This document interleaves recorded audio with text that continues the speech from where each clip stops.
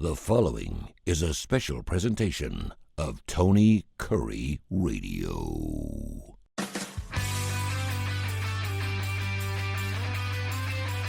If you're listening to Tony Kurre Radio, wherever you get your favorite podcast, we hope you enjoyed Mission Minded.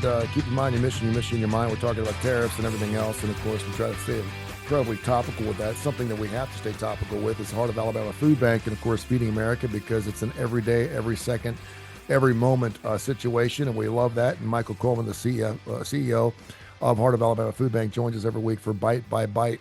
You've always been a guy, and I love talking to you because you're a silver lining guy. You can make a lemonade out of lemons, and I've seen you do that. You want to talk about that today here on BBB? Yeah. So, and I've talked about previous episodes, the impact of some of our USDA cuts. So this is very relevant, and it's very what's happening today. But thankfully, all of our funding does not come with government. And lots of nonprofits. If all of your funding, if all your eggs are in one basket, so to speak, yeah, and cuts come along, but that's not food banking. That we have different mechanisms for funding, but still, 30% of the funding, 25-30% come from the USDA, both in product and in dollars. And as I've said, we've experienced some drastic cuts and continue to receive cuts. And it looks like now it's getting into the millions of dollars, multiple millions of dollars, both in food, if you combine food and then funding cuts. Mm-hmm. So one of the things is, and I think, again, I mentioned it, maybe, you got to talk to the staff. You got to talk about your stakeholders about, well, what can you do about it? Well, you can only focus on what you can control. But we kind of shifted focus here was, look, we ask people for donations all the time. We ask people for support all the time. If you're a recipient and you're going to a major stakeholder and you're saying, or possible donor, and that could be a government entity, it could be a business, it could be whatever. And you say, hey, there's a lot of people out there that can't make ends meet. They're going to need support. We're there as the community. But that kind of loses its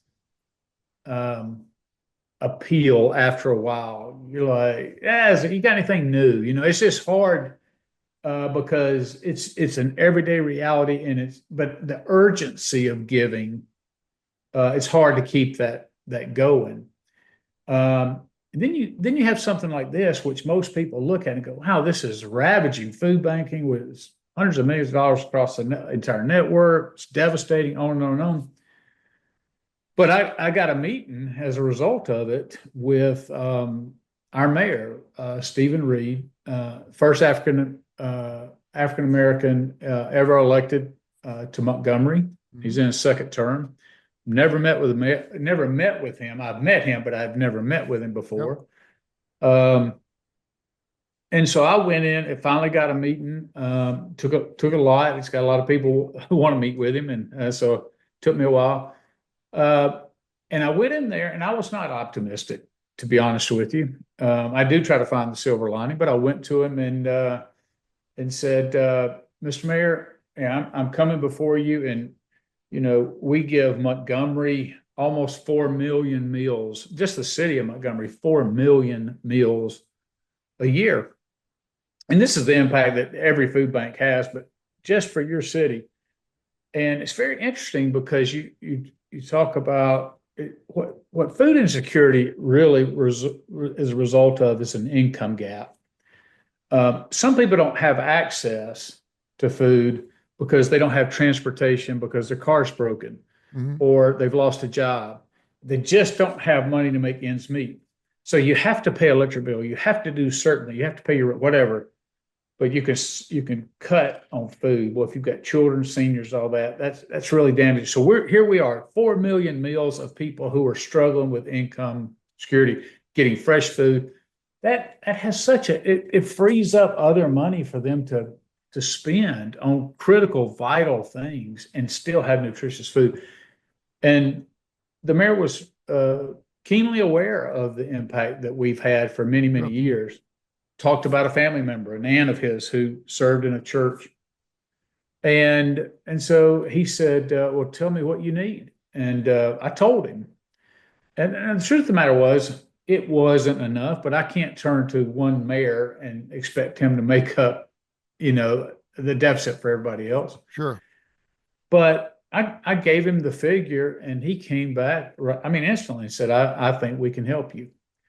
And then when I left there, though, I felt so good about it. I actually took my board chair with me, and I felt so good and refreshed by that it emboldened me to say, wait a minute, there's a sense of urgency right now that's been created by the USDA cuts. So tying it in and saying, wait a minute, let's hold the presses, if you will. Let's look at everything now. There's a window of urgency, and it's legit. It's not fabricated. It's legit. We need to go back and hit every county commission, every city council, every mayor, every business, every church, synagogue, on and on and on, because this is an impact we can't overcome on our own. But this is different than just saying, hey, we want to do more. We want your support. This is we've had the rug pulled out from under us in the food banking world. And so what's happened is that doesn't mean everybody's going to be able to help you, but it's created an environment that supports the ask. And people can talk about how negative the environment is. The reality is it's given us an opportunity, because at some point, hopefully that government funding will be restored, or at least begin to climb back up again as time goes on. That city support, that county support that you get, or that new donor support, new business support, hopefully is a relationship that you keep for many years to come. I would not have had the same ability to go to the city without that urgency, because he was concerned about us cutting services to his people. He knew I wasn't going to have a choice because we don't have the food, and he stepped into that gap. And so it's kind of given me a renewed hope of being able to raise sufficient funds. We're not going to be able to make up millions of dollars of impact, but we can. It's a shout out to the community and to the area counties to, hey, we want fraud, waste, and abuse cut. Again, I'm all for that. I'm all for. I back what the administration is doing in a lot of ways, not always. But it's also impacting people in a real way. And so until that dust settles, it's just a lesson learned. Again, I've learned it before, but it's one of those where you're learning it all over again. But I just want to encourage people out there, when you think about what the challenges are and what's faced before, what you're facing, try to look at it from a different perspective. Even if you have to help somebody come in and say, all right, the proverbial, making chicken salad out of chicken droppings. How about that? Uh-huh. And there are opportunities there. So instead of being down, depressed, droopy, oh, woe is us, it's like we have a renewed, fresh breath of air to go forward. And then it's up to me to communicate that across the organization and build enthusiasm where otherwise, you got a little depression going on. So very thankful for that, and very appreciative, and hopefully more people will come on board and help us through this time.